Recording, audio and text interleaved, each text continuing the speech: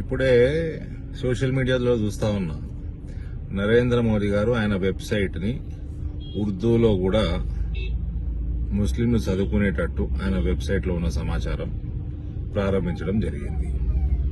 దానికి group 1 exams లో ఉర్దూని ప్రవేశపెట్టడానికి link చేస్తున్నారు మన పింకీలు, ఈ పింకీల సామ్రాజ్యం.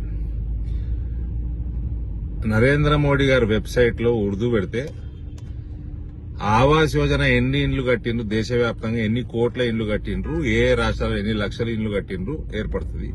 ముస్లింస్ కే ఏర్పడుతుంది. ఎట్లా ఆవాస్ యోజన పైసలు తీసుకొచ్చి కాళేశ్వరంలో పెట్టి 30% మింగిండు కేసీఆర్, అది తెలుస్తుంది.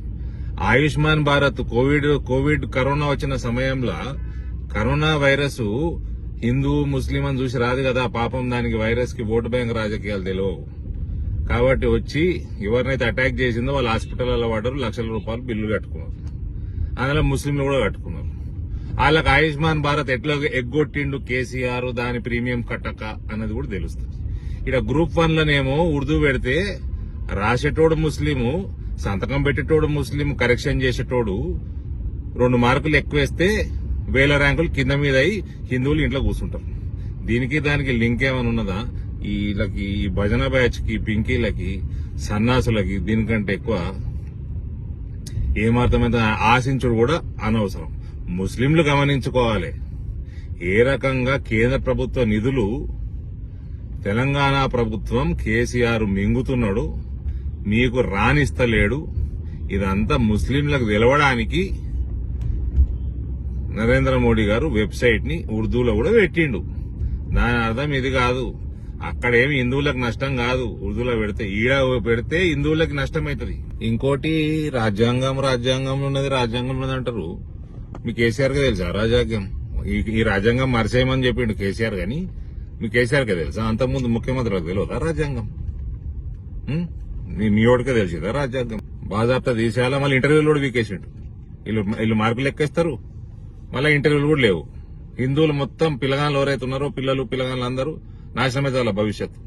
నేను బండి సంజయ్ గారిని డిమాండే చేస్తున్నా, మీరు పాదయాత్ర అయిపోవచ్చింది 14వ తారీఖు కాగానే ప్రతి ఎమ్మెల్యే ఇంటిని ముట్టడించాలా. ఆర్మూర్లో నా ఇల్లు వాళ్ళు వచ్చి టీఆర్ఎస్ పింకీలు వచ్చి ఇంత పసుపు పోసి మొన్న వడ్లు పోసి పోతే మేము మా వాళ్ళు వేయినరు, ప్రజలు వేయినరు. మళ్ళా కవిత గారి ఇల్లు బయట, షకీల్ ఇంటి బయట, ప్రశాంత్ రెడ్డి ఇంటి బయట, కౌరుట్ల విద్యాసాగర్ రావు ఇంటి బయట, బాజిరెడ్డి గోవర్ధన్ ఇంటి బయట, అవి కూడా చేయొచ్చు. మస్తు ఇంటికాడికి వస్తే మేము కూడా రావచ్చు, అది పెద్ద సమస్య కాదు. మొదలుపెట్టింది మీరు.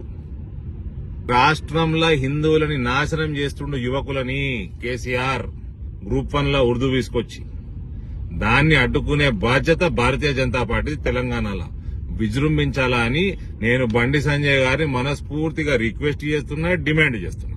రేపు 14వ తారీఖు తర్వాత ఇది మన పెద్ద అజెండా పెట్టుకోవాలి భారతీయ జనతా పార్టీ రాష్ట్రంలో. భారత్ మాతాకి జై. హాయ్ ఫ్రెండ్స్, మా టుడే టుమారో యూట్యూబ్ ఛానల్ చూస్తున్నందుకు చాలా థ్యాంక్స్. మరిన్ని లేటెస్ట్ వీడియోస్ కోసం వెంటనే సబ్స్క్రైబ్ చేయండి. అలాగే ఈ బెల్ ని కూడా రింగ్ చేసేయండి. మా నోటిఫికేషన్స్ అన్ని మీ మొబైల్లో వస్తాయి. అలాగే మా వీడియోస్ మీకు నచ్చితే లైక్ చేయండి, షేర్ చేయండి, నచ్చకపోతే కామెంట్ చేయండి.